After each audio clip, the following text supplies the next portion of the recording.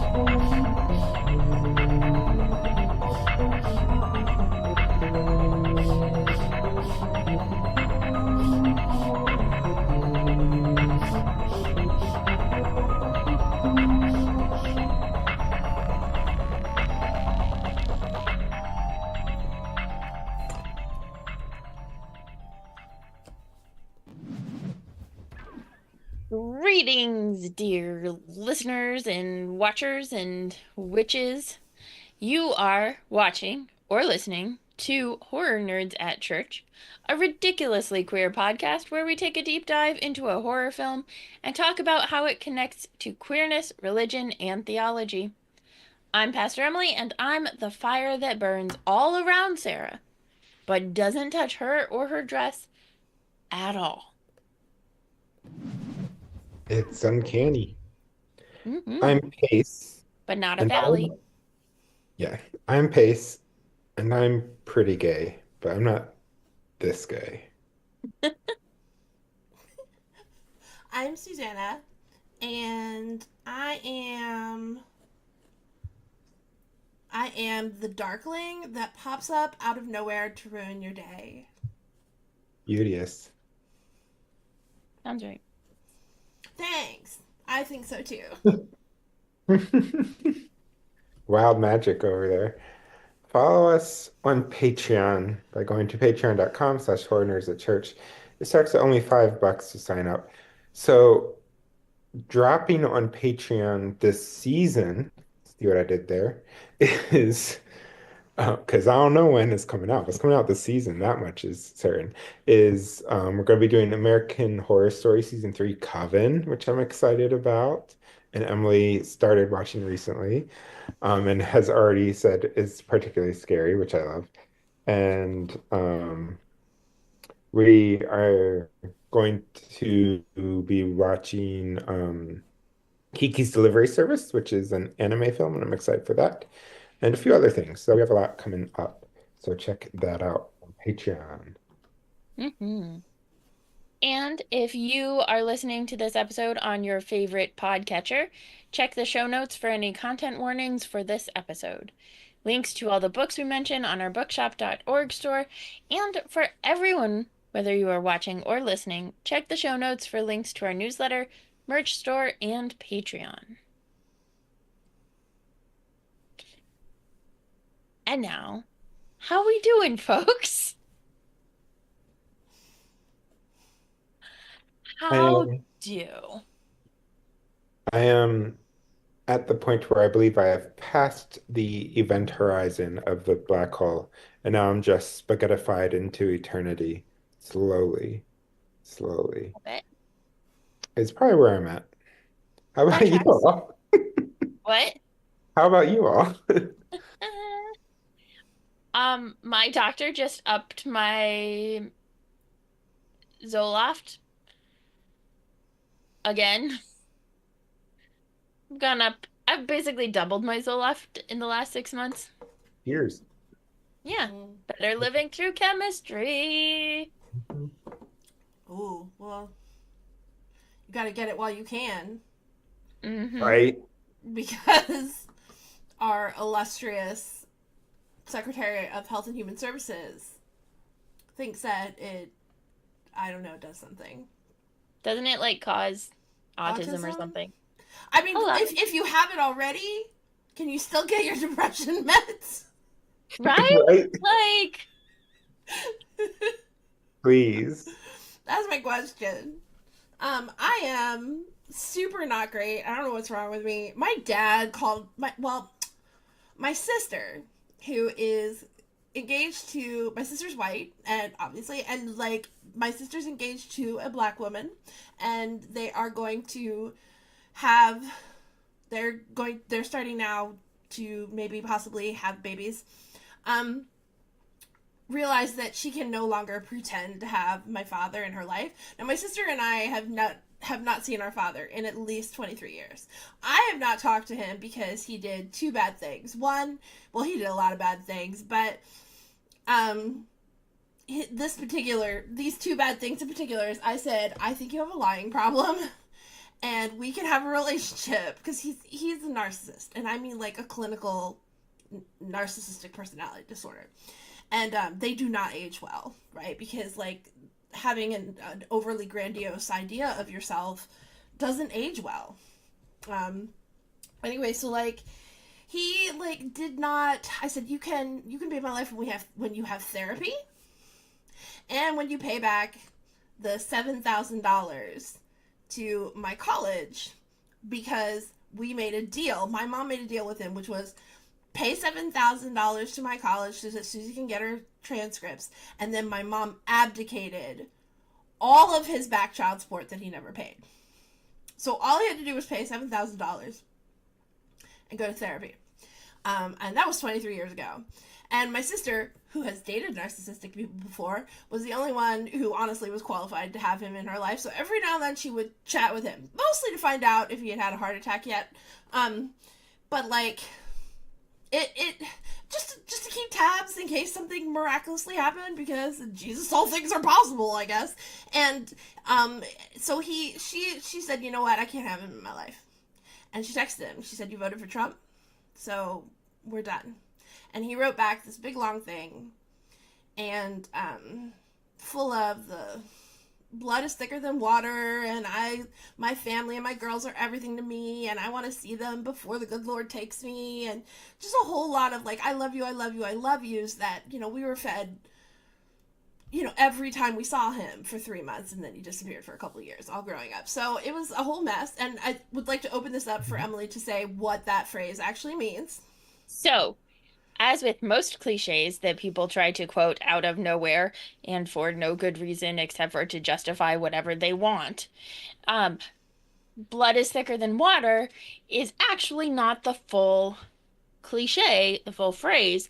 The full phrase is the blood of the covenant is thicker than the water of the womb. So his quoting it actually like reinforces this. He doesn't have the claim and the connection that Susanna and her sister have in the other context of having built community and family and relationship in other ways where there is an actual commitment to each other.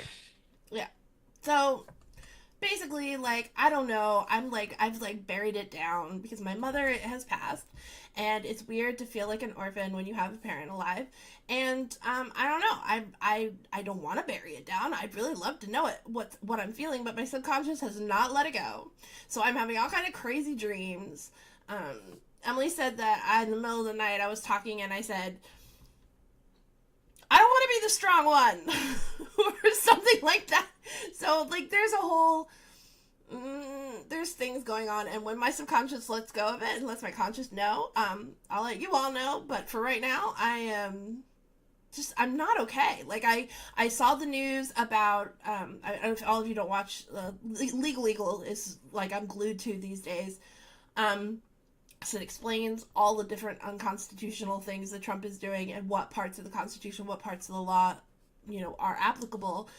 And the one where he basically just sent them to slavery and is now using this into Nicaragua when they No, Venezuelans to El Salvador. Venezuelans to El Salvador. That's it. And with no due process at all, basically citing the law that we used to put Japanese people in concentration camps during World War II. That's a law that he cited. It and then the like suing of law firms and cutting them off from the government if he doesn't like them, which it's just chilling, and I'm not okay. And as Pace said earlier to me before this started, it's not okay. This is not okay. This is very fucked up. And if you're like me and feeling very fucked up while the rest of the world is just going on its merry way, making jokes about the apocalypse, like, I feel you. I feel you. It is indeed fucked up. Beautiful. Mm-hmm. I have a quick fact check corner. I hate to disagree, Emily, but I was as you shared, I was like, I like to put links to stuff for people to read more into show notes when we drop truth bombs and stuff because I like it. But the blood is thicker than water. Apparently, the original saying is blood is thicker than water without any uh, association with blood covenant. And it was only in the 1990s and 2000s that Albert Jack and Messianic rabbi Richard Pustolniak started to claim that the original meaning of the expression was that the blood of the covenant is thicker than the blood water of the womb, and that they have What? sources for that claim. What? Okay, cognitive dissonance. Cognitive dissonance.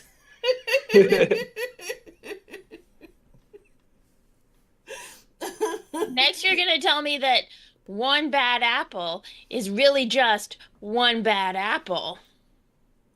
Well, the one neologism that I know for a fact is wrong from English literature is the one about a little bit of education is a dangerous thing, or a little bit of learning is a whatever that quote is. A little bit of knowledge is a dangerous thing. I don't know. I can't remember the exact quote, but basically the idea is people quote it to say like if you get like in anti-academic circles of being like you shouldn't you a little bit of learning is a dangerous thing, got to be wary of all that education. But the actual quote is that a little bit of learning is a dangerous thing, which is why you need to learn a lot instead of just trying to only learn a little bit about a subject. So it's encouraging them to learn deeply as opposed to just surface level learning. I'll try to link that in the show notes at least. I don't know the Apple one though. One bad apple, one rotten apple spoils the bunch. Oh, well, Jesus talks about that in the Gospel of Matthew when he says that one bad fruit um just is you need to cut the whole tree down and for one bad fruit and stuff like that, right? That's in Matthew. I'm not positive that that's exactly what it is, but the particular poignant part about the one bad apple is one bad apple spoils the bunch, but the people who use these days the one bad apple thing talk about cops and call the cops who get caught and prosecuted for harming Oh, particularly they're black just a people bad that apple. they're I just know a what bad you mean apple now. Yeah, I know what you mean. that spoils the bunch. Yeah. Yeah, Truth. See. indeed. Um, Speaking of bad apples, don't watch the new HBO series connected to Harry Potter. Please just don't. yeah. Literally, the money that she makes goes to blocking things blocking bills that would protect trans kids. If you, in the year of our Lord 2025, are still putting money towards Harry Potter anything, you are not safe for trans people. Yeah. As a reminder, it does not come out until 2026, so this is not a recent thing you can watch now, but we are warning you with plenty of time in advance. Do not watch it, and if you start hearing people talk about how excited they are for it, please do Speak us up. a favor and share, yeah, share about how awful J.K. Rowling is. I will also link something about that in the show notes when this goes into your ear holes so you can read up on that because we've talked about it many times on the podcast. I don't Mhm. want to like give it a whole bunch of like say, but I did not know about that, and you know I'm a major HBO watcher. So, huh? Wow. Yeah. She pushed it. All of the original cast said they would not do anything if her name was still attached to it. So she pushed it as like a reboot-ish or whatever so that she could do it without the original actors because they are all really publicly in support of transgender people and trans rights, and she is very not. Wow. Yeah. So, So I'm driving across the country right now because it is not particularly safe for trans people to fly by air right now. So that is why I'm driving across the country. So it has very real world consequences type of I bullshit. mean, I think that there's a lot of pastors and stuff that are not queer that maybe listen to this. So, can you explain that? Just What? the Sorry. so how trans people shouldn't be flying right now. Oh, yes. Um, there's the issue is that when the current president issued an executive order saying that only two genders exist. The federal government only recognizes two genders that are assigned at the moment of conception.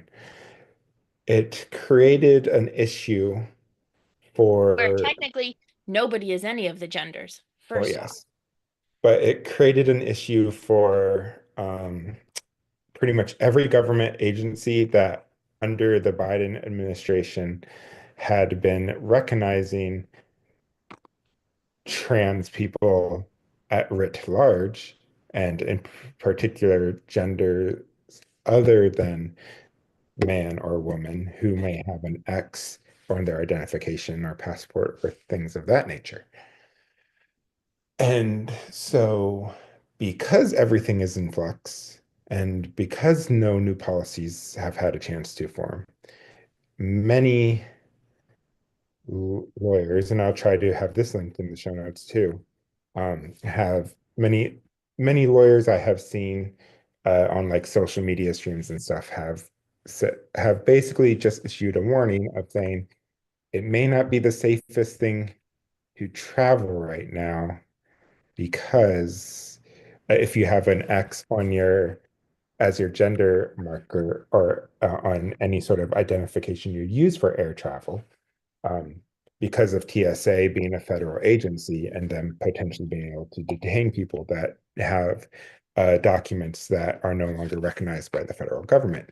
And this is not just true for people with X on that, it's also true for trans people, period, but also even cis people who may not be gender conforming enough to pass the random kind of tests Like, that people have about what counts as male versus female and all that stuff. So long story short, like a lot of your trans people, if you're a cis person listening to this, in your circle, your friends, your family may not feel comfortable traveling by air right now, until this stuff is solved. And perhaps it probably won't be solved. So there might yeah. not be much air travel for many. Also, to get the documents you need to safely air travel, in addition to potentially misgendering yourself, Mhm. your documents have to line up. Yes. So there's also a like It's a catch 22. it may or may not Basically, even be possible to get a passport yes. because the documents don't line up right So now. my passport and my driver's license both have something that the federal government would question right now under its current administration, which is as much as I'll say to that. So that's why I am traveling via car for a family emergency. Yeah. And I'm not even sure it's particularly safe for me to be in the state I'm in right now as a I was trans, actually thinking that. It's like, I mean, there's a limit to like how much safer that is right? And so because of like I'm in a hotel the right now. So countries or the states that, yeah. I'm in a hotel right now in a state that I do not feel particularly safe in, but thankfully I am in a room by myself and my gender is passable enough to just be assumed a certain way in some situations that I feel safe-ish in my hotel room, but not safe enough that I'd want to go to like a restaurant in the area or something like that, yeah, So it's a really hard time for a lot of people in this country, undocumented folk, people of color, queer folk, trans folk, yeah. so many.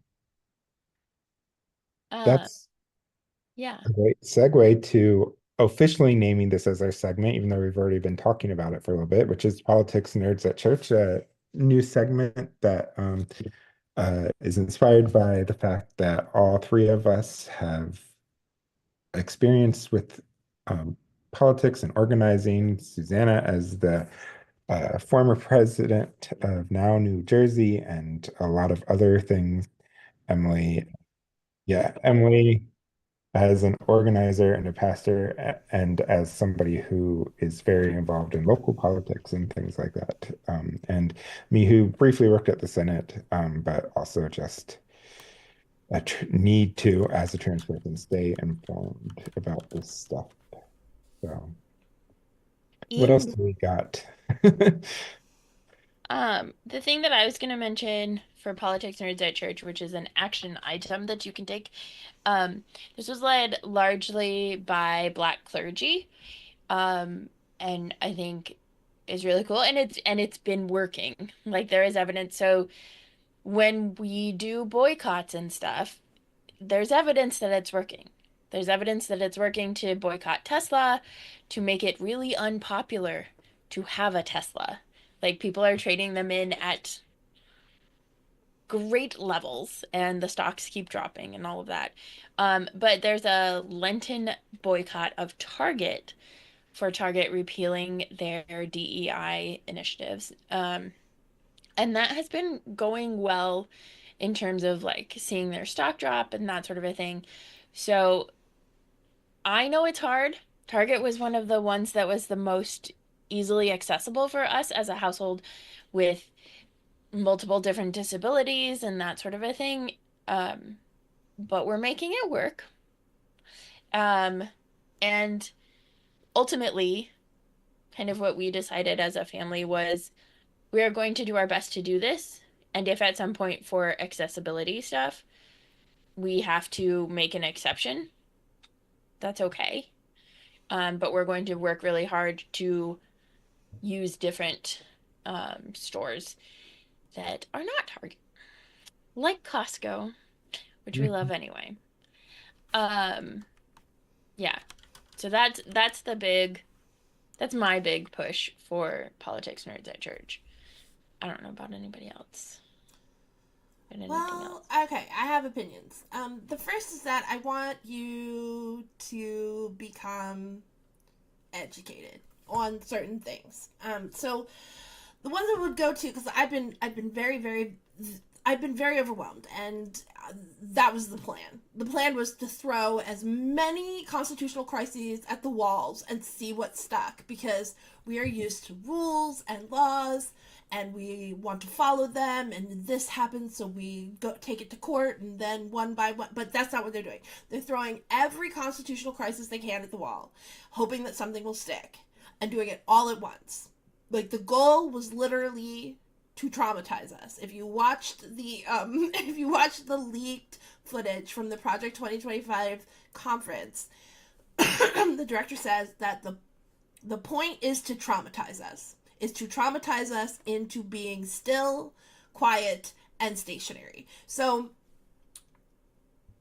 in this place of being overwhelmed, it's a time everybody needs to get a primer right now on what the importance is about contacting your legislator and what you say and all of that sort of stuff and why that's important, because you're going to hear it over and over and over. So I wanted to advise that you familiarize yourself with that kind of stuff. I think the best thing is the guide from Indivisible.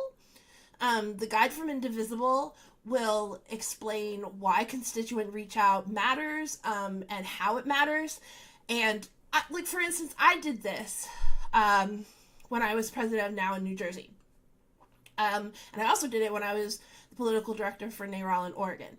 Is that I would look at all of the different places that everybody lost by, how much they lost by. Because honestly, there's not that many votes down ballot. Most of the votes that are cast are for president. Down ballot, when you get down ballot into state senate, state representatives, and all that sort of thing, there's not as many people who vote for that. So these people are winning by like 500 votes.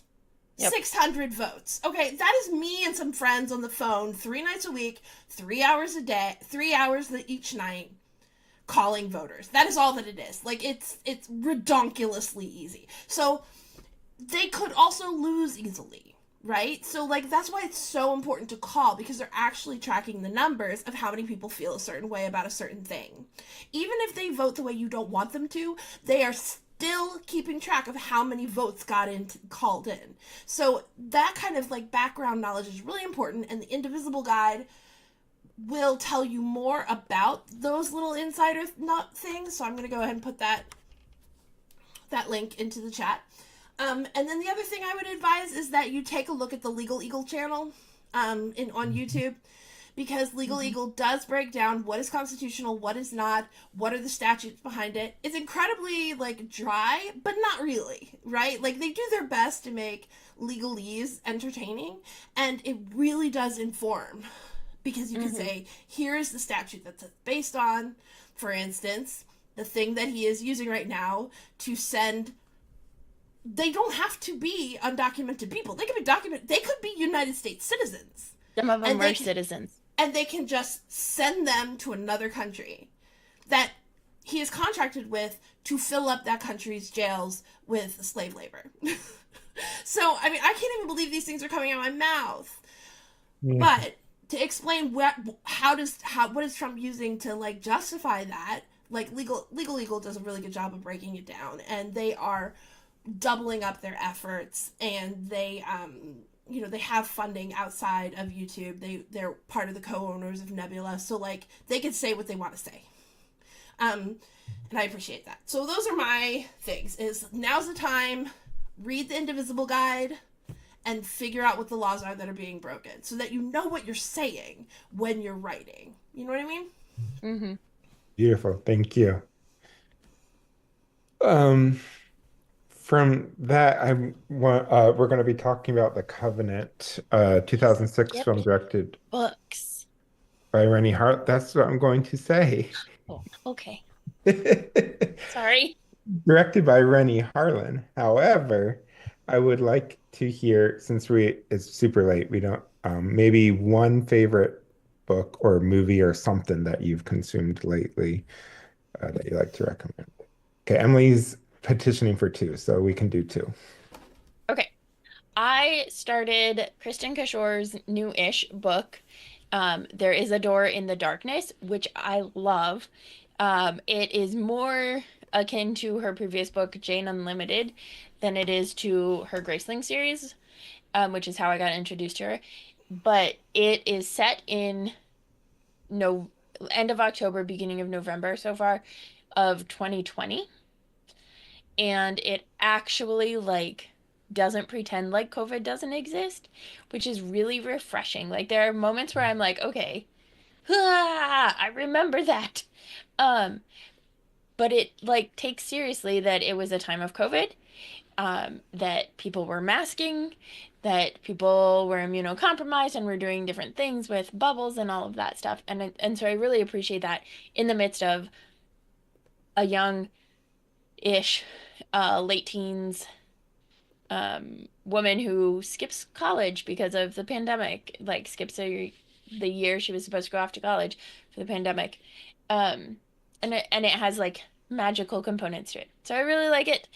And Susanna and I just started watching Clean Slate with Laverne Cox, Mm. where she comes home to her dad, and he's like, I'm so excited, my son's coming home. And she shows up, and he's like, and it's not terrible. Like, he's not perfect, but it's really well done, and it's funny, and it's good. Um, so highly recommend those two. Love it. Thank you. I'll recommend two as well then. So in theaters, I saw Mickey 17, which is the latest film with Robert Pattinson as a lead in it. And it is really good. I would say it's my second favorite movie of the year so far after Companion. So it's really good. It's a really touching story, but it's also like sci-fi and it's just cool. So check that out. And I will recommend a book, which is not a new book. It is, in fact, the oldest book we have by a author that we know to be a woman, written in English, which is Julian of Norwich, her Showings, Revelations of Divine Love. I have been teaching a class on mysticism for Lent this year at my church. And I was preparing for that class today, and Julian of Norwich ended up being the subject of the entire class. That wasn't the intention. I was going to talk about her and St. John of the Cross, but in preparation for the class, I just fell in love with her book all over again, and it's so beautiful. And and it seems like my love for the book was a little contagious because we ended up talking about her for the entire class.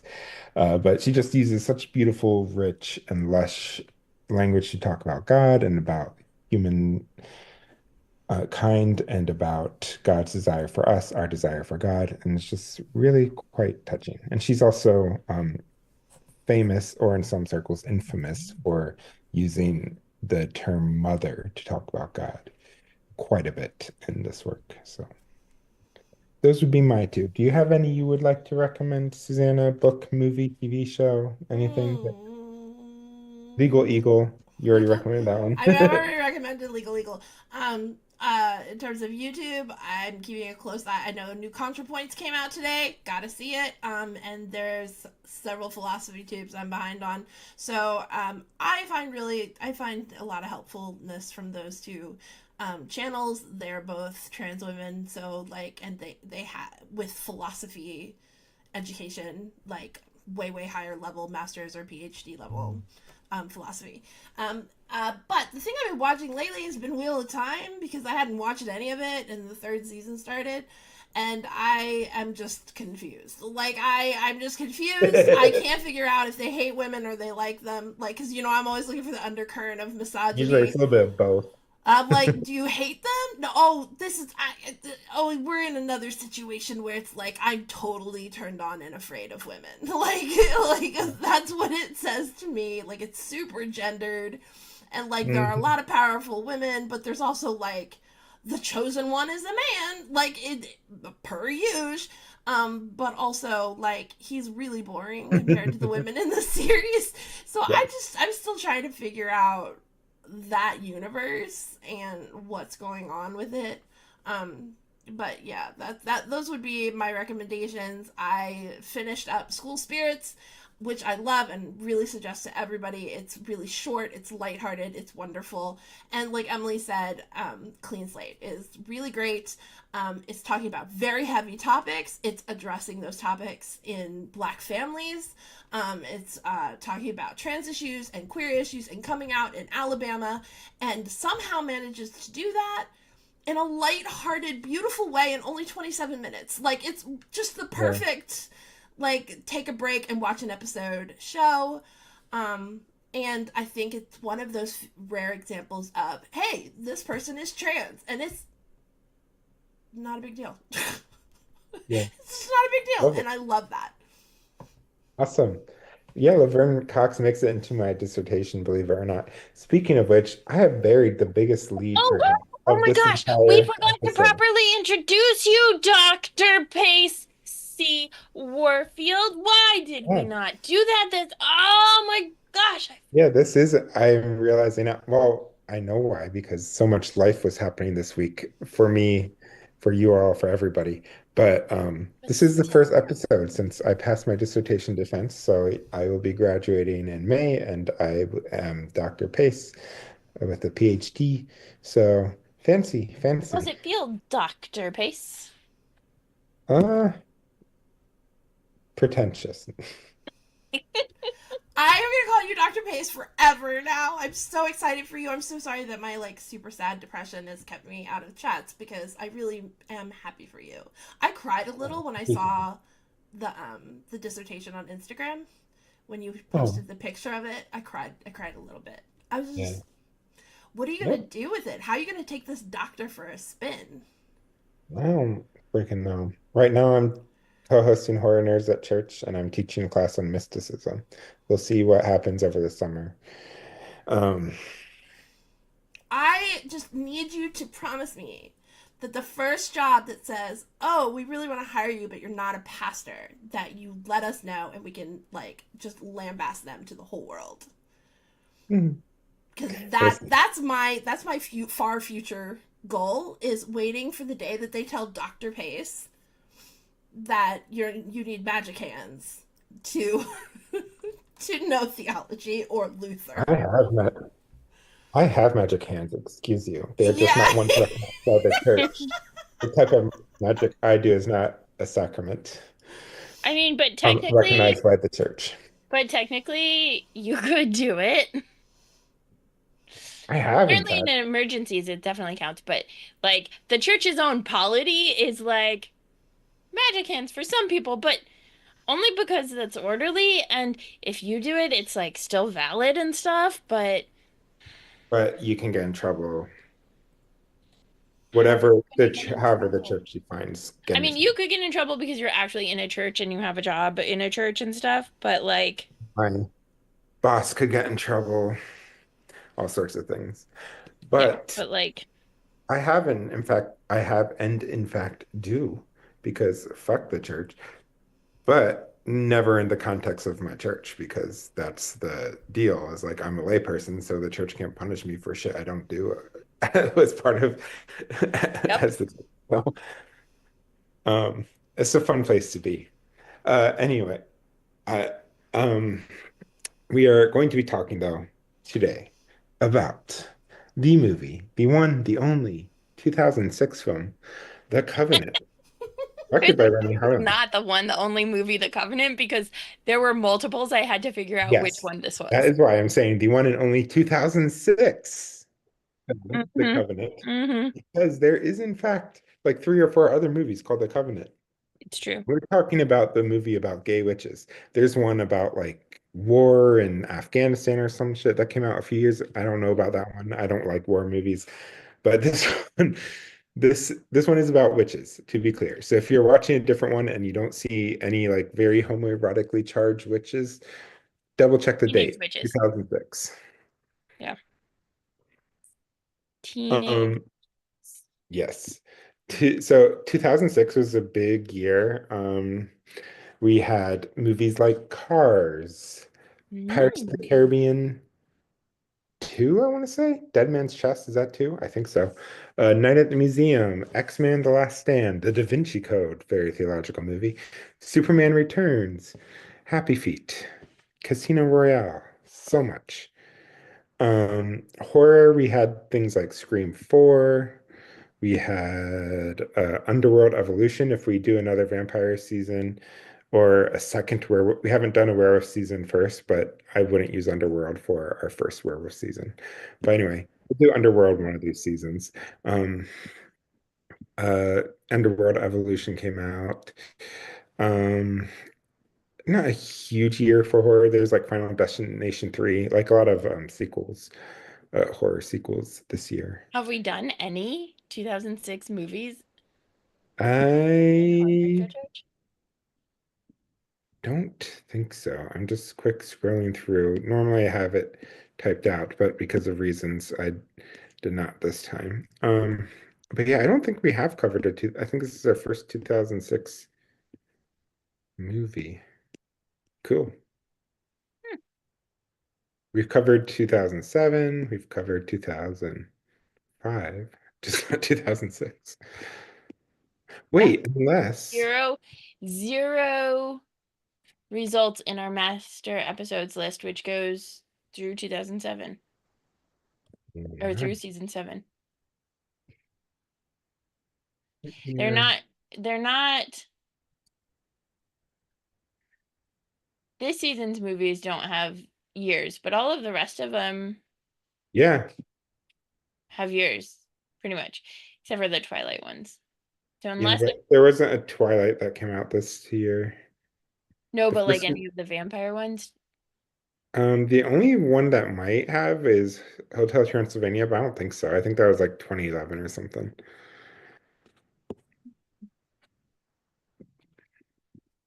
2012. Oh, wow. My memory is fairly good on these, not 100%. Oh, I can't believe I forgot to mention this one though. The Omen remake came out in 2006 because they took advantage of the fact that there was a June 6th, 2006 that they could use for their marketing for that film, which is about the son of Satan. So that they could say for the release date 666. Dun dun dun. Which Dun, isn't dun, even dun. the only number there. It could also be 616. And also, who the fuck knows what Revelation is about? I'll link in the show notes a book about Revelation. Um, we Which book talk are about you looking? Revelation in other episodes too, so Yeah. I'll try to find. Rapture Exposed. Do you all talk about Revelation on Nerds at Church? Have you Yeah, had we a actually did a deep dive for one of our Easter episodes, so we can link okay. to that too. Yeah, that's what I'll link to. That's probably the easiest way to Yeah. learn about it, plus get other resources. So, anyway, we are talking about this movie, which was Which, which was directed by Rennie Harlan, who we have covered a film that he has directed before, which um, is A Nightmare on Elm Street 4, The Dream Master? Yes, The Dream Master.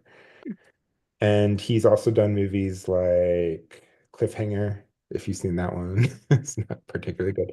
He's known for like really like watered down action movies or horror movies or like some weird combination of both. This is kind of a weird combination of both. Um, and yeah, like I don't have much behind the scenes for this movie aside from like Ipswich is a real town in Massachusetts. But all this other lore is made up about like there being five families and they are all the founders of Ipswich, and they're all witches, and one of them died during the Salem witch trials because it's not even congruent with history and the fact that the Salem witch trials targeted the majority of their targets were women, and in this universe, only men can be witches, so it's not quite clear how that tied into the Salem witch trials. yeah, I was like, So, but I do love though that they are not like leaning into like warlock or some shit. They are leaning into the term witch to describe themselves as men, which there's some bold, this movie is very sexist. Do not get me wrong, but there are mhm. some bold choices in here that kind of also like do a little bit of deconstruction around like gender assumptions, especially around witches and stuff that are kind of fun too. So, what was your first time you've seen this movie? I'm really curious. The other day when we watched it for this episode. What about you, Susanna, though? You've seen this before, right? Am I Um, I feel like I saw it back in the day, but like 2006 was like it was a time for me. Like it was a really rough time for fair? me. I was very busy. Like that was when I went cuz when I was the field director for National now in the early 2000s, and then I went to the state. And that was very turbulent because usually it goes the other way around. Like they like recruit state people to come up to national, but I was actually national and I decided to be a Hmm. state president, and that was not okay because they were like, "Oh no, the states are gonna have." So now is the only feminist organization um, that has a structure and a bylaws like a union, where the president and the vice president are like are nationally voted into office from the states and from delegates. All the other ones are grant based and get invited to the board and whatever, whatever. But this one has like an element of democracy, which is why I chose to work for it. And they did not want someone who had seen all the behind the scenes of National to go and be a state president. That was a big no no. Ah, So it was like a big turbulent time in my life. Big I hear turbulence. that. Big turbulence. Also, that was when New Jersey was really grappling with same sex marriage, and I was doing a lot of running around New Jersey and with my Yeah. then ex-wife and town halls every 2 weeks. Like, so I don't know. I did recognize him when I was looking at watching it. I was like, oh shit, that's the guy from Expanse. He played Stephen Holden. Strait. Stephen Strait. He played Holden. Holden. What was the Holden's first name? I forget. Jim Holden. And I was like, oh my gosh, he looks like a baby. He's so young. Yeah. He's also in another favorite of mine, which is this Disney underrated Disney movie. Before Disney bought Marvel, when Disney was trying to ride the coattails of all the superhero movies, they released a movie called Sky High. Really, really cheesy Disney superhero movie for kids. So fun though. And he plays the villain. not the villain, but like the anti-hero kind of character in that War and Peace, and he has long hair and stuff. Oh. And then I think people would also, speaking of superheroes, would recognize Sebastian Stan, who plays Chase Collins. He's very familiar for Marvel fans as what is his name? Bucky? Bucky, yeah, but his superhero name, I can't remember. Winter Soldier? Winter Soldier, yes, there we go, as the Winter Soldier in Marvel. So yep, yep. Well, I saw this movie in theaters for the first time, Ooh. which was an ordeal because this was in 2006, as Susanna was mentioning, and I was in college at this time. And I went to college at a very small liberal arts college in Northwest Pennsylvania, and the closest movie theater was a 40-minute drive away. And so anytime we wanted to see a movie in theaters, a group of my friends, like maybe once a month, because you can't 40 minutes is a long drive. But we go to the movies, we get Taco Bell, we'd sneak the Taco Bell into the movies with us because the only Taco Bell was also in this town of Hermitage, Pennsylvania. There was not one where we live. So so we'd have to hit up Taco Bell and the movies all in one night. And so that's like when I seen movies like Phantom of the Opera, I saw that in theaters during that time. But this is one of those movies I saw. And I saw it, I think, because the trailer had that scene of the car crash, that is a car crash between the truck and stuff, and it like had that was like every single fucking trailer for that movie had that scene in it. And so it was like it was such a cool scene though, because it hadn't been really done like that before. Now there's like rip-offs of that all the time. Hmm. I was like, I'm gonna see what this movie's about. Like it was not clear from the trailer it was about witches, but it definitely seemed like there were superpowers of some sort. So I saw it and I really, really liked the movie. Like I knew it was trash as I saw it, but like it was just such a fun ride though that I was like, I Hmm. need this movie. So my town had one Walmart, which was the college and the Walmart were the two main sources of jobs in this town that I lived in. And so I went to Walmart at midnight the day this came out on DVD release, so I could get it because it was a 24-hour Walmart. So I could get it when it dropped on DVD. And then I afflicted many a friend to this movie when I said, "You want to see a really weird witch movie that's kind of gay, that's also not good at all?" And so I would show this movie. That's fantastic. I love that story. Do you, thank you. Do you have any one sentence summaries for this one? Um, my one sentence summary is teenage boys and guys who make movies about them suck. I love it. I am actually I'm really excited about this one sentence summary because I ripped it off of Pat Robertson. And with a few adjustments, it says the Covenant is about a socialist, anti-family political movement that encourages women to leave their husbands, kill their children, practice witchcraft, destroy capitalism, and have masked lesbian short haircuts. Because these boys have all of the haircuts of every butch, lesbian, and mask non-binary person that I lusted after in the early aughts. Hmm. Oh my god. I that is the haircut. The confusing haircut. The haircut where you're walking behind them in the street and you're like, "Oh, she looks hot." And then they turn around and it's a boy. That's the haircut. That is the one. Hmm. And it's also all of them aside from Caleb have names that are definitely typically given to boys, um, but also are the names that are often used by butch women or butch non-binary people like Chase, Pogue, Tyler. It's like, okay, these are like the most like tomboyish names to use a kind of outdated term given to these guys. Except for Caleb, I think is a fairly masked name, but But that is this a very movie. popular that's a very popular name with people when they transition. It's Yep. Caleb. Yeah. My one sentence summary is this gay. I So this is one of the movies that I have wanted to do since the inception of this podcast. I was waiting for the right season to throw this movie in.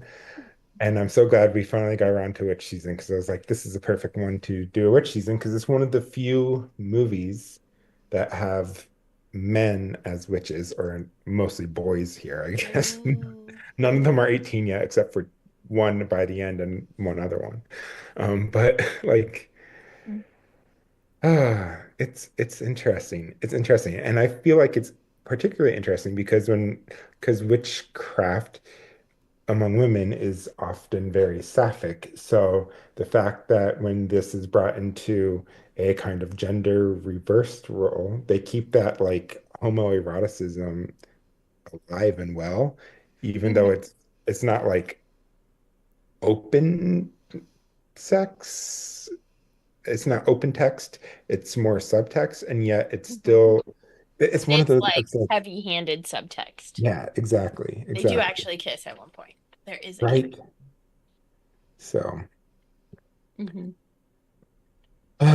well, I guess we'll get into this movie. Um, the the fact that they're swimmers, I think, is also an intentional game. Like, is there a Yeah, it's sport? like, mm, Maybe wrestling is like the only other sport that like is more gay than swimming, as far as like you're looking at nearly naked men and their muscles doing acrobatic things in the water. yeah. They have to shower together, and there's a inevitable And shower they're scene, just like lots of standing there scenes, naked, talking right? to each other, like leaning against the wall, like, yeah, blah, blah, blah, blah, blah, blah. Right?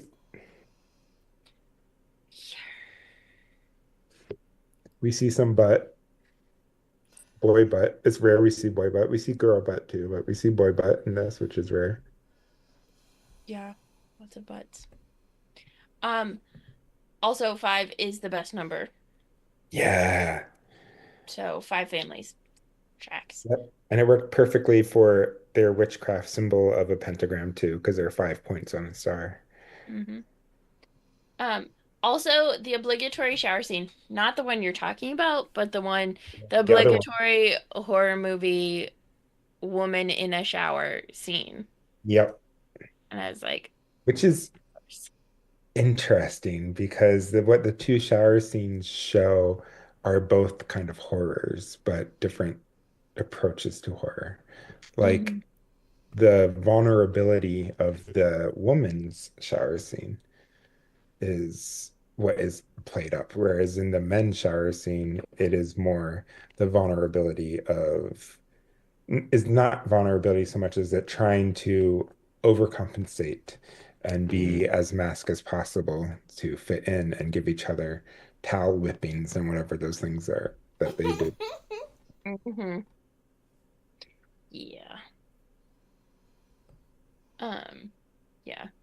Also, I hate spiders, and Pace did not warn me. A, I did not know that it was that I am my Emily's keeper when it comes to spiders, but I guess I am now. Yes, yes, you are. I But intentionally come into these not knowing anything I don't already know. but I also don't re what am I supposed to do when I There don't was no remember? indicator that there would be spiders crawling all over. You're not the only I one did who not has been. remember though. You're not the only one who's been on the other end of this.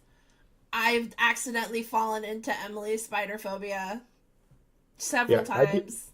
See, I did not even remember the spiders in this scene. Otherwise, I would have said something, but I didn't even remember there were spiders in it. It is that very like creepy thing though of like the spider laying, cover your ears, Emily, of the spider like laying eggs in the God, person's face. And that is, ugh. that's why I said cover your ears. Ah.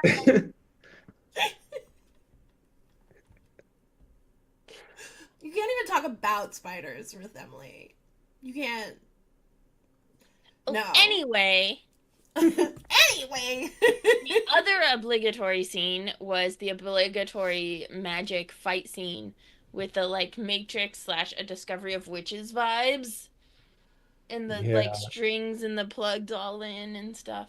This is so speaking of Matrix, this is definitely influenced by that, as you pointed out. Not only in the fight scene, but very obviously in the fight scene. And also it's like a little bit Dragon Ball Z there too, where they're like doing like Kamehameha moves, except it's like this weird, like invisible kind of jelly substance that they're throwing at each other or whatever. But also, the way that The Matrix was really the first movie to popularize this, of The Matrix famously has all the scenes in The Matrix have a green tint, whereas all the scenes not in The Matrix are shot with like brighter, stark colors to kind of show like real world versus Matrix. Since they did that, every single fucking movie that came out between like 1999 and 2011 had to put a tint to their movie. And it is so annoying. This one is tinted blue. The entire fucking movie is blue with a few Yeah. Cerulean, orange some people colors. might say, right, Dr. Pace? But Cerulean yes, Warfield. it is a very cerulean blue. Uh, and it's just like, oh my gosh. And so, like orange is the only pop of color we really get, which is like in the fire scenes and stuff like that. So it's just it's a choice.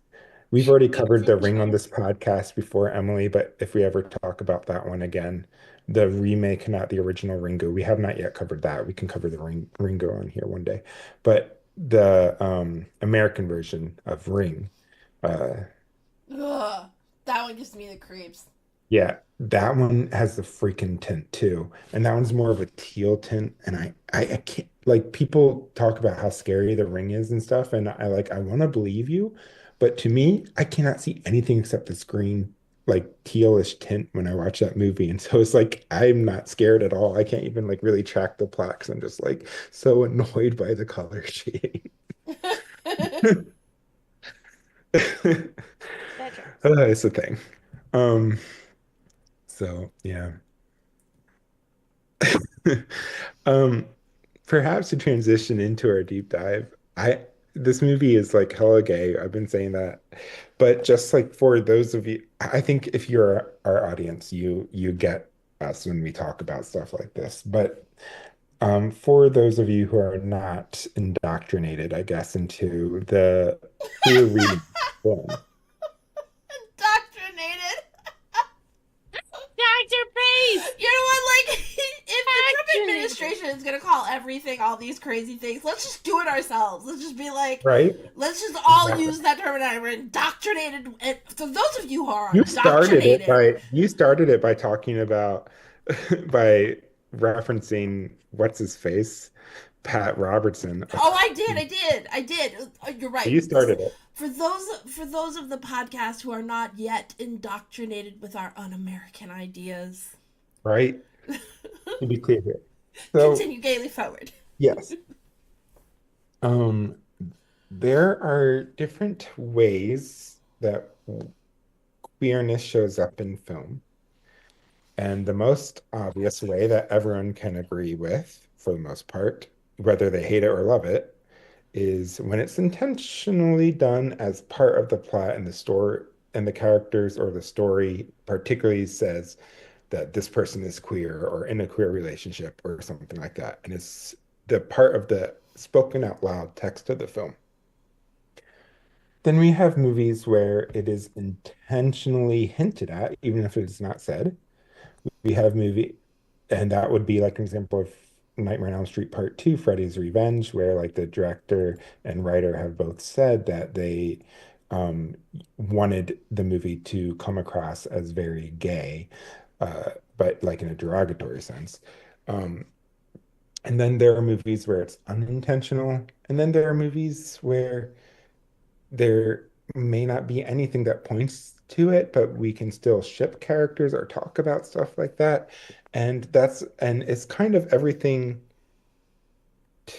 from that is either not intentional or very much subtext or the kind of shipping stuff that happens when we read ourselves into it that it may not be necessarily be part of the text of the film are the ones that are controversial. People are always like, well, the characters are straight, they all have girlfriends. Yes, every single person in this movie has a girlfriend, but we do not know anything about any of the freaking women in this film. Like they are afterthought. This is like basically Fire Island, that movie that came out and was criticized for not passing the Bechdel test. This movie, similar to that, is not about the women. This movie is about these gay men in this homoerotic relationship fighting it out over who's going to be the biggest top in their little circle jerk.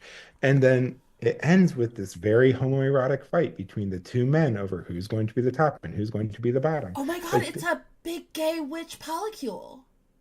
right? It's a Have you ever seen polycule. Oh yeah. five families where the men all have these special powers and are the sons of Ipswich, as they're called, and only these five men can ever know what the secrets are of the Ipswich, whatever. And so it's like, it's very much, Damnation. yes. And so it's very much intentional or not, although I this has to be intentional.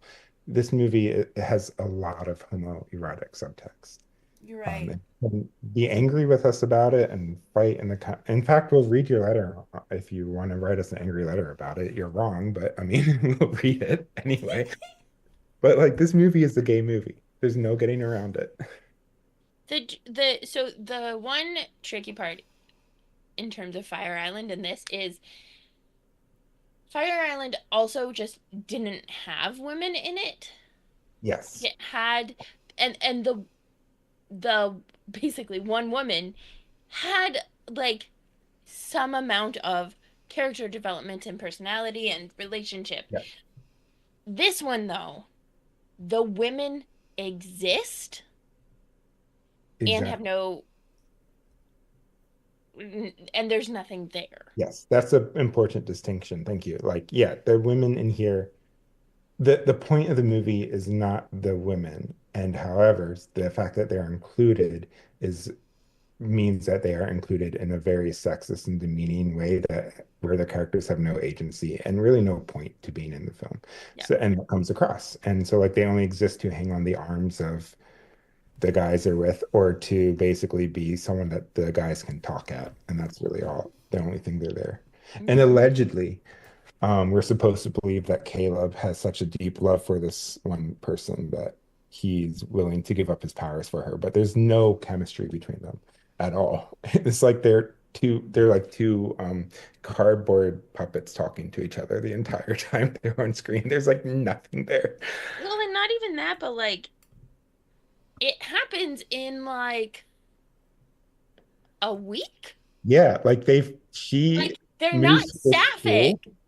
Yeah, she moves to the school and suddenly like he takes her she moves to the school a week before prom or something, whatever it is. It's not prom. I guess it's like their homecoming. I think this is set in fall or something. But like Mhm. she moves to the school a week before this big dance and he asks her to the dance. And then we're supposed to believe that they're like true loves and he'll sacrifice his life for her and stuff. It's like, And introduce her to his dad.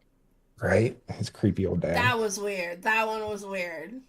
Yes. Also, even the mom, right? Like she is written off as alcoholic and kind of absentee and Yeah. collateral, right? Like she's not collateral. She's a liability.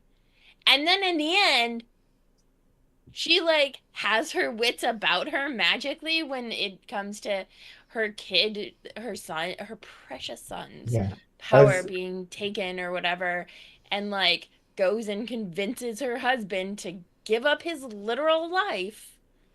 Yep. As you have pointed out many a time, Susanna, the mother character always has to have at least one motherly instinct by the end in order to justify her. Yeah. That's It's very true much a though. case. It's true though. Like Yeah, that's the yeah, redeeming quality of so many movies for these kinds of women. Like I can't count the amount of times that the redemption is, oh, I got in touch with my motherly self. yep. And that's the redemption. It's not just like they have to by the end get in touch with their motherly instinct. It's actually their redemption arc. It's the thing Hmm. that makes them redeemable. Yes. It's obnoxious. Which I guess gets to the question when we get to HNAC is does this pass? Because there's two characters it would apply for, and one does not, and one does. but only in the sexist way you're talking about. From my as a little spoiler for what I'm gonna say there. I'm curious what you all will say. But speaking of misogyny, though, Oh. you even have this in the notes. There's so much. There's so much. There's so Like, there much. was a bunch, but there were a couple that particularly stuck out to me. The first was at the bar when they're like at the pool table and Reed is bad. He is like the worst of them to make the rest look Mhm. good, I think. But betting on what's under her skirt. And then Reed uses his magic to sexually harass her, to sexually assault her, and flip up her skirt so that they Yep. all see. Yep. And this is clearly like the fantasy of the male director Rennie Harlan and so and writers and all this stuff of like women just don't walk around without underwear on typically. In public. And Okay, like so and can I sometimes they do, but like this is just not the type of this is just like clearly this entire male fantasy from beginning to end. Like, oh, she's going to either be wearing a thong or panties or nothing. And it's nothing. It's like, Jesus Christ. Yeah. so I have two wildly feminist memories before the age of 5. Please And, share. I'm gonna get water, but I can still hear us too. So this is a good and one. this it's related to what you're saying.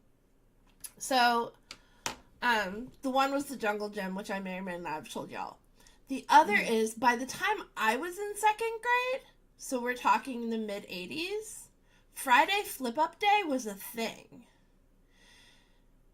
Like in second grade, oh wait, no, yeah, not before the age of 5, before the age of 7. The kindergarten jungle gym was 5, and Mhm. the second grade was the Friday flip up thing. So Friday flip up day was a thing by the time I was in second grade. And every little boy on the playground, if you were wearing a skirt, would come and accost you in groups, in like gaggles, and flip up your skirt. Which is By the time I was terrible. 7, this was a whole thing. And I was so mad about it. And so I Of course you organized were. all of the little girls to wear skirts on Friday with shorts under it. Because I have been feminist from birth. Or It's something. true. I love Like it. it was like this like deep down, like if there are past lives, I'm absolutely positive I was burned at the stake as a witch. I really do, because I have this incredible panic response that goes through my entire body, the amount of adrenaline when I smell smoke. Even if it's just somebody like, like left the bacon on too long in the kitchen. Like I panic. I had one of those last night in the bathtub, and I just smelled something that wasn't quite, it smelled like it was burning. I don't know what it was, but I had a whole panic attack about it. Like, I cannot handle it. And I just have always had this, like, deep inside of me feeling that women, just like this anger at men and the way they treat women, ever since I was very, very small. Hmm. Yeah. I mean, no one could call you not a feminist. Yeah, well, but like Friday flip up day in second grade? Second Yeah, I grade! Right? And I would just like you to know that I was traveling the country between first and second grade. Okay? Like, we were moving from California back to Maryland. Crisis situation. Again, my father. And, um, it was in every school. This was like a nationwide thing. Every it was school that I went to. not my experience by the Same. time That's I got there. So, kudos to you and right. the feminist second graders that came before And pacing wore us. shorts, God bless them. We thought it was hysterical. We thought it was the funniest thing. Right? I love that. And now and when I hear Pace talking about it, yeah, it's actually like coming from this fantasy that women aren't wearing any underwear, or that like it I mean like Or the did whole they have a like right to know well, you know Exactly. what? and And to do stuff to your body? The Sharon Stone movie did not help it any. But Right. like it, yeah, Yeah. it's a whole thing. Yeah. Also, the other big misogyny thing that I was just like, ugh, is Kate. Like literally Mhm. just a tool for the boys' aggression. Because at first I'm like, I mean, Pogue is like really controlling, like major relationship red flag, trying to Yep. control who she hangs out with, all of this stuff. And Chase was kind of cute. So I was like, okay. But then Chase just like wrecks her and like gives her spider bites. That's what we're calling it. Everywhere. So she has this huge anaphylactic like shock reaction, all of that stuff, and it's just like literally a pawn. And then they do it also to Sarah. Like they do it to both of them. Um, but it's just ridiculous. Yeah. Misogyny. Um, yeah, so much. There's also this very heavy-handed attempt to talk about addiction in this movie that Mm-hmm. is also not well done. And it begins with, well, there's so many characters who are like using alcoholism or tobacco and stuff like that. And then also there's this larger narrative that the power of witchcraft itself is addicting. And the more you use it, the more addicted you get and the more harm it does to your body. Yeah. And they even have like co-opted terms like did you use and stuff like that to talk about them using magic, which are very much like terms that are ascribed to drug and addict communities and things like that. So it's like very much this attempt at talking about addiction. I don't think it lands because I'm not sure they really know what they want to Yeah. say. Yeah. Um I was really interested by that, particularly in the like because they're so heavy-handed about it as like a magic power thing. But then like the way they depict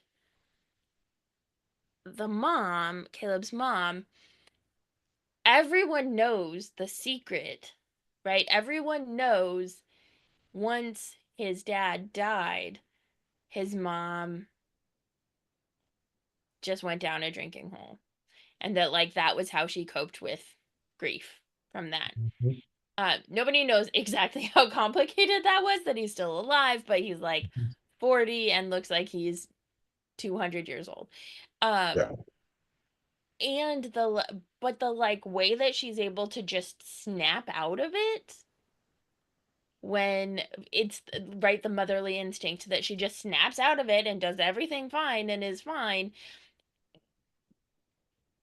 further problematizes the depiction and the understanding of addiction and substance use, because it gives the idea that like, oh, she could just stop whenever. That's not Hmm. how that's not how addiction works. It is a disease. You cannot just stop. Yeah.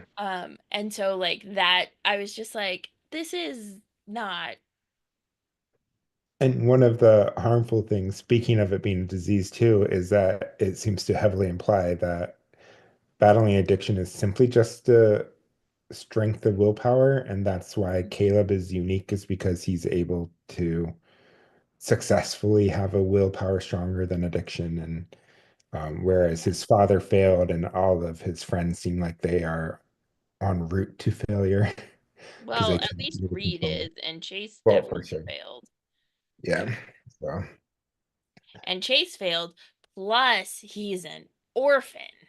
yeah. Dun, dun, dun. Yeah, The backstory of the families is just wild. it's true. I kind of wanted to see that movie more than this one. As fun and gay as this one was, like there's like a better movie, I think, in talking about the five founding fathers of Ipswich and the Mhm. Salem witch trials and all that stuff, I think. But alas, we got this instead. You know, it's not. You know, I see when I was like doing research and I was reading about the movie, like there were like fan wikis and there was like a lot. Like there like I think you're right in that everybody wanted more of this story. This idea Yeah. of five families and like it definitely felt like it could be a thing, Yeah. but it just I don't know. What do you know all the things about all the things. Do you know why they didn't make a sequel? Did it bomb or something? Yeah, like it didn't bomb, but like it just got very weak returns. Like it just wasn't, it cost like 25 ROI mi- was. yeah, it cost like 25 million to make and then it only brought in like 35. So like it wasn't a super expensive movie, but also wasn't a successful movie. It was just like mediocre. So I think that there just wasn't interest in it. But by Hollywood, I mean.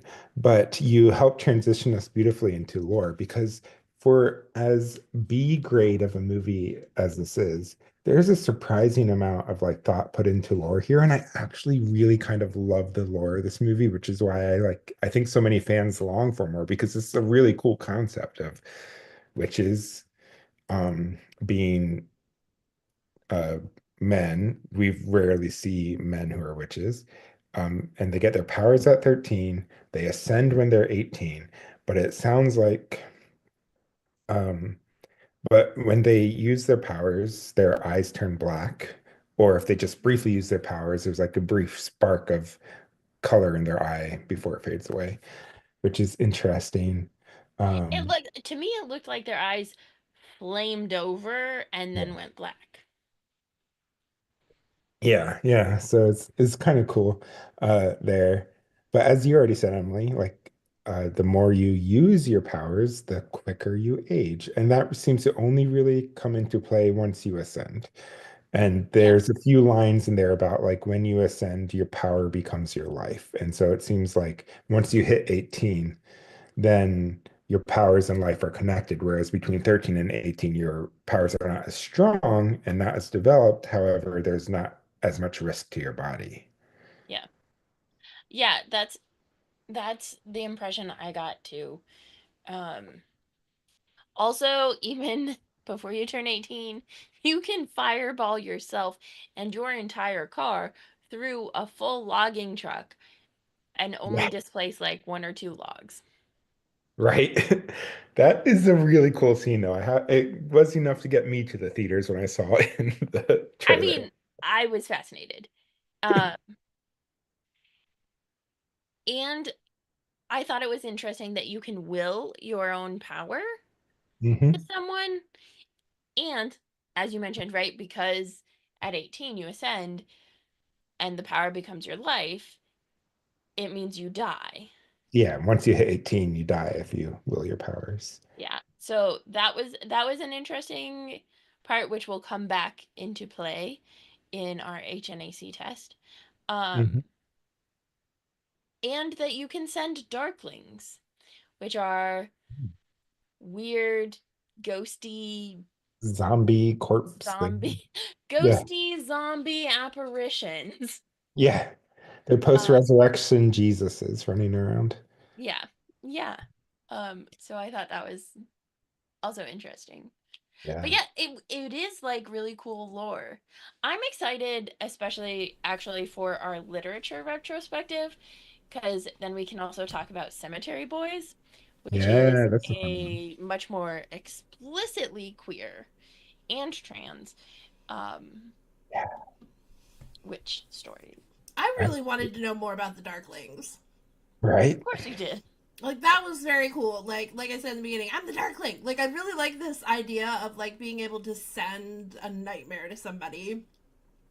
Hmm. But back to like I had all these thoughts while y'all was talking. The other thought was, if you can't will it away, but you're definitely and it's addictive, and it becomes like impossible to resist after 18. Like why don't and why nobody looks at this as a curse? Like nobody They think of it as like fun powers. They don't like look Well, at it as a curse. I Like, think that's the tension because I think Caleb looks at it more that way, or at least that's what how his mom talks about it with his dad too, as like this negative thing. But a lot of the other boys are like, especially Reed, as you're saying, like, yeah, powers. because This is like at the end cool. of the day, drunk mom, Yeah. she's right. Like, I mean, where's the lie about drunk mom? Like, drunk mom is the smartest person in this whole movie, in my opinion. Like, she like correctly identifies you have to be careful, you have to be on your guard, like you have to like that this is a curse. She identifies it as she's the only one who identifies it as a curse because Yeah. you can't give it away without dying, and you're destined to be addicted to it, and you're gonna end up being looking like you're 100 years old by the time you're 40. And like, but she's the only one who identifies it for what it Which is. becomes a very interesting metaphor then for power in general. And this is something that had I had more time to prepare for the deep dive, I probably would have, but I didn't think of it till you're just talking about is like the metaphor for power here too, as an addiction, and the way that applies right now to people who are hoarding wealth, who are hoarding power and things like that. And it's not actually serving them at anymore. Like once you hit a certain amount of wealth, like you can't really enjoy it. There's because you just have so much at you can't even really feel the immensity of the wealth you have. It just becomes a number that just keeps growing and growing and growing. And like this constant need for more and for more power. And so it's interesting that a movie about male witches in particular talk shift the narrative of power to being an addiction and Yeah, being this thing that you just want more and more and more of. And that's the villain of the story is uh um why am I blanking on his name? But Winter Soldier's character, Chase, that's his name, who just wants more power and doesn't even seem to know why. Like there seems to be no more motivation. Like, does he want to rule the world or something? He doesn't say anything like that. He just wants to be more and more powerful. And he also wants to avoid death, which I think is another aspect of that. I But think that's a really good point. I think I really appreciate that point that like when we are talking about men in power, like just wanting it, not for any particular reason, but just wanting it is a plot line. Like yeah. is a plot line of entirety. Like there's no reason to want it. It's just like I'm messed up and all I want is power. But for power's sake, Yeah. just cause power, power, power, and like, but there's no like plot line. There's no depth. There's no, and that's acceptable. But when a Well, I woman think wants power, there's a whole plot line. There's a well, I flashback. think There's a narrative. yeah, and I think though that this movie is making clear statement that wanting power is bad, but even so, like it's not articulated well with any depth. It's just like Yeah. you said, was kind of thrown in there. Um, there is one more witch lore thing I have, which is that there is a book, and I think we will talk about Oh yeah. this to rate the film, but the book is called The Book of Damnation, and apparently the book lives in an underground cavern somewhere. It's not quite sure where, that has candles that are like 10 feet tall Hmm. surrounding the room, and apparently lighter fluid in the crevices of the floor that will just instantly light a flame when the boys enter the room. And apparently, this spell book, which tells the spells and the magic and also the entire history of all five bloodlines of the family, is something that the books have read, that all of the children of the sons of Ipswich have read by the age of like, what did he say, like 7 or something like that? He's like, I haven't read that since I was like 7. So apparently, very dry reading for these children at the age of 7 as they're indoctrinated into it. Yeah. Oh wait, okay. So that is the only time that it's called a curse is by via the book calling it the Book of Damnation. That it was damned, that you are Ooh, damned. that's a That good is point. the Yeah, that is only called the Book of time. Mm. Damnation. Yeah. Yeah. That is interesting. It's called that. Yeah. Yeah. Cool. Well, any other witch lore, or should we rate this thing? That's all I had. Cool. Then we'll rate this. You want me to go first? I'm excited. I'm glad you. I'll go first. Sorry. I'm just really excited.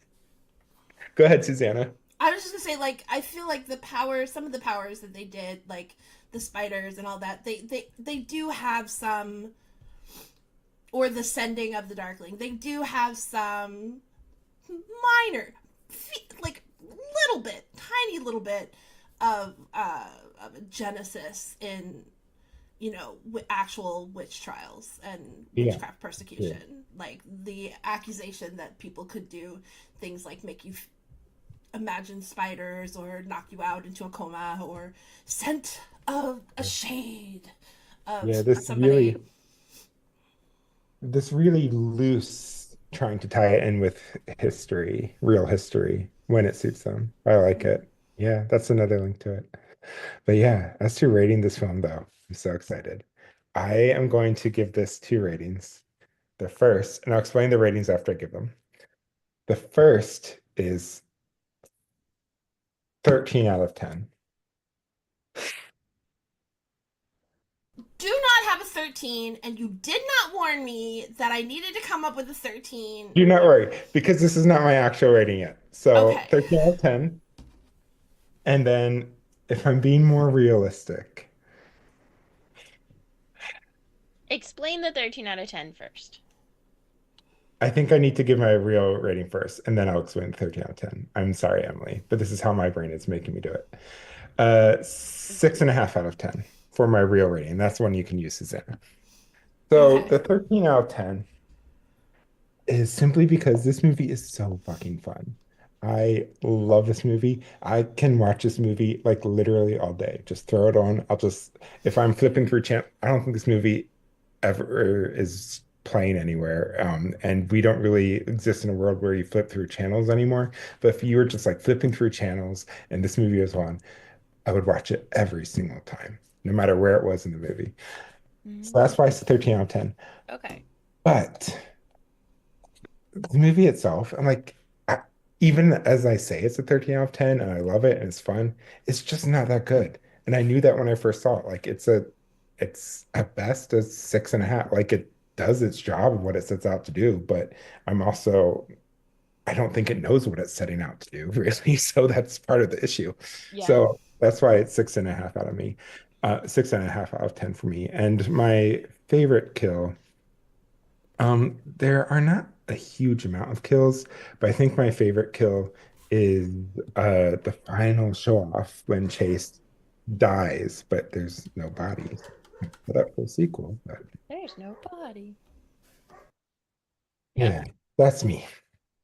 What about either of you? Whoever Okay, wants to go. I get where you're coming from, Pace, in the 13 out of 10 versus 6.5. Because I think there is like it's like Fire Island, right? Like I think that's actually a really good comparison movie. Um Fire Island though is fun and is very clear about what it's trying to do and not trying to do. Um and this movie, for being a super gay movie, is really fun.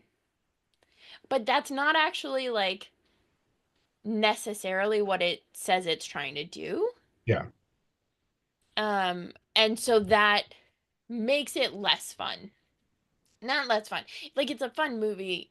I think you're right. It's a fun movie. But it the like the rating dive bombs not quite as fast as Tesla's stock when when it says that it's trying to do a different thing, right? Like it doesn't say it's trying to be a really gay movie, so it just ends up being really misogynist and pretty gay, right? Hmm. But that's That's not. actually like very true to form. Like it ends up you try you go a little too gay boy and you end up in misogyny. Yeah. um so given that, um I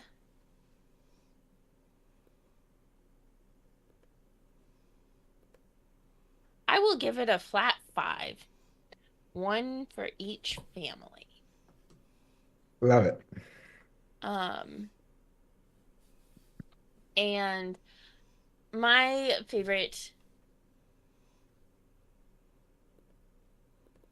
death is the death of the dad's ego Mm. when he wills his power away. The ego death, which results in literal death. Hmm. Because I think that's like ultimately he is just hanging on because he can and because he is maybe scared of death and thinks he right like he's addicted to power, and so like this sense that he is the most important, which So is definitely basically, what Chase thinks about himself, has to die. so For Caleb's him to dad feel his is power. Mitch McConnell, is what I'm hearing. Mitch McConnell, Chuck Schumer. Any number of people. Yeah, that's what Hmm. I say. Love it. How would you rate it, Susanna? Well done. Um, I'm going to give it a. Also, I'm going to give it a 6. So in between y'all, like, Beautiful. because this movie, like, it's another one of those wonderful pace movies where when you dig down deep into it, like you can get a lot of meaning if you dig down deep into it, not because they put it there, but because they accidentally revealed something about themselves, Mm-hmm. right? So one, yay for the haircuts of my 20 self, my 20 something self, and the inspiration for butch haircuts forever. Yeah. Much better than the weed whacker cut that came after this. And then, but this movie is just like everything else. Okay, it is also very. It's my 20 something partners too. Like, there's so much potential. Could have been a really great story. It could have been a great story, so much potential, but at the end of the day, there's not a whole lot there. Like all of the tortured butch girls that I dated that were like, hey, I'm super special. I don't want to take my bipolar meds because I don't want to lose the special sad part of me. Like it is that tortured butch girl thing. They're really they an air of mystery, but there's really nothing there. And it could have been a great story, but there's nothing there. Yeah. So like that's where my 6 is. Yeah. I love And it. then, And but the same is also true for the. I'm sorry. Go ahead, Pace. You were gonna say something. I was just gonna affirm what you were saying by saying what as Marcella Althaus Reed says, like in her book, The Indecent Theologian, when she's talking about Paul Tillich, like you whether it's intentional or not, any text is a coming out. And so Paul Tillich, being a super vanilla theologian, writes this is super kinky, and that's shown through his like absence of it in his theology. And so, Mm-hmm. as you were saying, this movie, whether it's intentional or not, is still making some very interesting claims that reveal something about those who are making those claims. Yeah. Yeah. Whether Exactly. so, I'm affirming what you said and saying a fancy theologian, Marcel Alphonse Reed, says it, so therefore you can claim it too. I really like the me saying things my way and you saying things theologian way. Like I really feel like I would like to hear most sermons have a Pace translator and a Susanna translator. That would Like be one I on fun. would each love shoulder. that. That would be amazing. Like we could do that with like I don't know like a oh we could do that with an Eaton video. That would be fun. Like do our Yeah. translations. My favorite kill is the dad, but it's different. Different. I feel different than Emily. I don't think that ego went nowhere. I think he held on to that power as long as he could until And like he held on to it as long as he could. He was gonna die. Like he had no ability to do anything. He couldn't move. He couldn't like he held on to that power until it benefited him and he got to actually look, die. look at the cis adjacent person leading us with transitions tonight, because that is perfect into the HNAC test about the dad. Because does he actually pass this test? And I agree with you, Susanna. I think Well, first of all, he's ineligible because he dies. But is he even doing a redemption arc? I don't think so, because I don't think he's like doing an altruistic thing by giving it to his son. I think it is that very patriarchal thing of like, when I die, I want my son to carry on my name for me. So this is a Mm. way of extending my life by giving it to my son, a way of continuing to keep my power within the family. And so I think that there is While also no getting to redemption. opt out. Like he Yeah. opted, like there are so many Mm. correlations right here to my own father and the situation that I had this week. Right? So like my Hmm. father was always absent, never Hmm. there, was completely addicted to his own grandiosity and all his little girlfriends. Like he was never around. And then towards the end of his life, he's gonna be like, "But I love you." Well, it's in your best Mhm. interest to love me now. This isn't hard. And like the dad wants to die. He's living a miserable existence. So by willing it over, he actually gets to escape the consequences of his actions. So Mhm. like Mhm. I don't see, I mean, I just see it as good timing on the mom's part. Like, good job, mom. Do that. Like, and like even when you're trying to project women as, even when you're trying to project women as a failed mother because she's an alcoholic, even when you're trying to do that, you still accidentally prove the fact that men do know on some level that women are going to fix the problem. Mhm. Mm. And Yep. that's what we're supposed to do. We're supposed to be in the background, fixing the Mhm. problem and pulling strings. So Yep. deadbeat dad can look like a freaking hero. Like it's Is that not eh. the entire reason for the matriarch in Twilight to fix the problems? Like that's the only reason she exists in that franchise. Mm-hmm. I don't remember her name because she's such a background character. And we watch all five of those freaking movies. Esmelda? Oh Es god, that was so hard. That was so hard. Esme, Esme. Esme. because they named their kid Renesmee. Yes. Oh gosh. I'm getting bad flashbacks to that movie, which none of the characters I don't think passed HNAC tests for that anyway. Yeah. Who But else would so be dad eligible in doesn't, this? dad totally fails. Yeah. What about mom? I don't Does I she don't know. try to repair harm? She tries to save her kid's life, Yes. but is she trying to repair harm? I don't think so. I don't I think don't there's any think so. recognition that she has done any harm there. I think she, in her mind, the dad is the one who did harm. And so she's trying to fix his harm, but none of her own. Agreed. Agreed. Okay, so far we've got two fails. Pogue.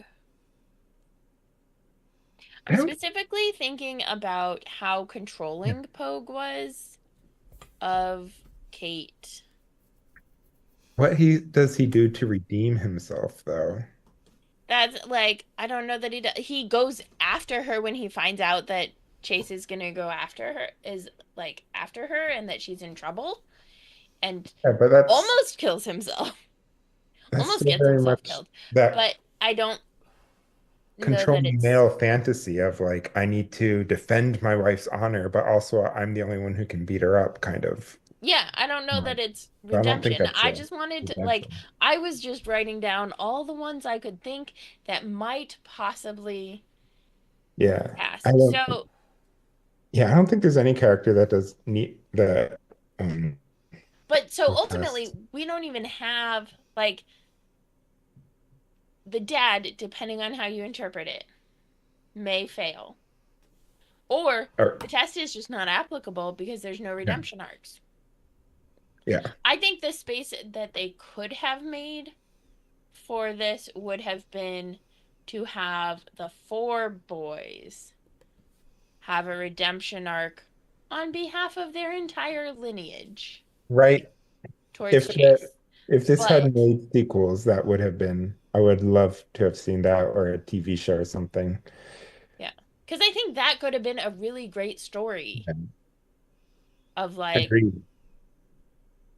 Because shit, we did bad. Chase legit like had it hard. I mean, it's one of those classic examples of like just because you are a survivor of trauma does not give you a license to cause trauma to others. However, he is also the survivor of a lot of trauma, which is not even talked about or acknowledged by the rest of the people. Yeah. Yeah. And it's trauma that their families were a part of, even if they themselves were not. Hmm. And that like the idea of power coming to a 13-year-old, right? Hmm. And all of a sudden he has these weird powers and he doesn't know what he's doing or how he's doing it or why he's doing it. Like that's on top of like he has family trauma, he has intergenerational family trauma, but also just the like not having a person present who could explain Yeah. what was happening to him. This is why He sex ed didn't is read the book when important, he was 7. right? This is why sex ed is important. When you hit 13 and stuff starts happening, you need someone to talk about it. Yeah. There's so many metaphors in this movie. I don't know which are intentional or which aren't. It doesn't really matter. Hmm. They're all there anyway. Yeah. Did you So have I'm any? getting like a clear check, like a X for both of you. Yeah, Yeah, I no one don't passes think that they're because there aren't really any except maybe one. yeah, the dad is the only maybe applicable one. Okay, so I disagree. Okay. I think the mom has a redemption arc. You I think don't think she's trying she's. to repair harm. I think she's trying. I don't know that the Her own director meant harm. to do it. That's I know. I don't know okay. that the director meant to do it, but I think that she. I mean, this could be just me thinking about also having grown up with a deadbeat dad, to have Hmm. what it would mean to me if of my mother, instead of just like wallowing in her misery, would have actually confronted him on behalf of her children. Like, she hadn't, as an, and also me being, I go to Al-Anon, which is Families and Friends Hmm. of Alcoholics, and like Al-Anon, there's like there's just like rooms and rooms and across the country. There are rooms and rooms of wives of alcoholics who have been doing nothing but enabling and then complaining about it. Enabling and then complaining about it. But to Hmm. get up and actually do something about it is progress in those rooms. To confront the alcoholic so that the intergenerational can start to stop Okay. is. And you would label that as redemptive, I would try, if or at even if least you're a on the lost road to cause, when you redemptive. do something for someone else, like when you do it so that it doesn't happen to another person, Hmm. so I that see what you're saying. when you can't do it for Okay, yourself, and you can't do Okay. anything for yourself I'll give because you you're so that. broken, but you do it so that another person doesn't come to harm, that's redemptive to me. I like that. So So you're it saying passes yes the within a Al-Anon program way. way. Oh yeah, I like Yeah. that. Within the program, it's a yes. I like that. Cool. And that means though also she doesn't die It's true. and she starts to repair the harm. So it super passes. We went from failed from like not applicable to super pass. Hmm. I would Okay. argue she's the most important character in this movie. I mean, wouldn't disagree with you. Yeah. For sure Like, she's. everybody's dead if she doesn't exist. I mean, Yeah. yeah. Uh, did you have any jump scares? I don't think I had any jump scares. The closest I came was definitely the truck collision. Hmm. Mm-hmm. A I logging think truck collision. had it not been for that being in the trailer, I may have had that in the theaters when I first saw it. But since it was in the trailer, like not You at knew it all. was I was coming. Yeah. expecting it. Yeah. Yep. Well, our next movie, I believe, is going to be The Love Witch, Which and then maybe after that, Practical Magic, I think and so. then I think we're done with the season. I think those are the last two, Except for unless I'm the forgetting one. But no B. retrospectives. Yeah, that's it. That's it. Are we doing a live on The Practical Magic. Yeah. Yay! I love that movie so much, and they're gonna have a Yep. sequel soon. I'm so excited, and they're all coming back for it. You heard I'm it so here first. excited. I didn't even know that. That's awesome. I didn't know Yeah, that. they finally are doing a sequel to Practical Magic because it's been such a cult It is such favorite. a good movie.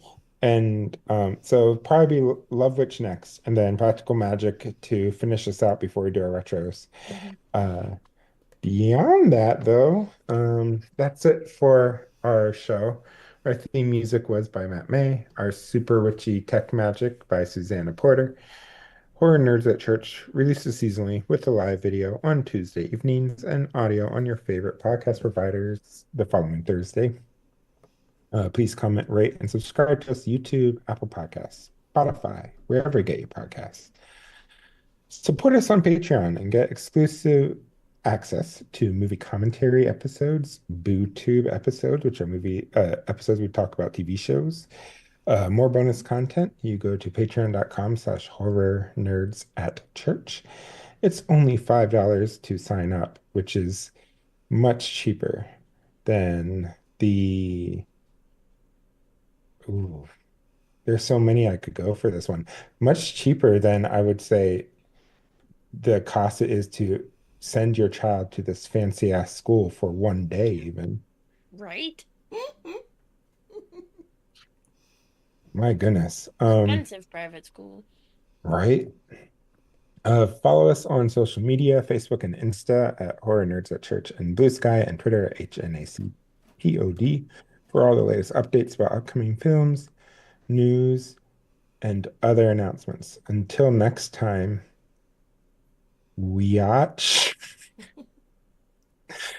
Stay spooky, weatches. I was gonna say, until next time, I will my power to you. Ooh, that's a good political note. Yeah, I We like it. will, us at the podcast, we will our power to you. Contact your legislators, learn, and be a complete pain in the fucking ass. Yes. Do that, weatches. Indeed.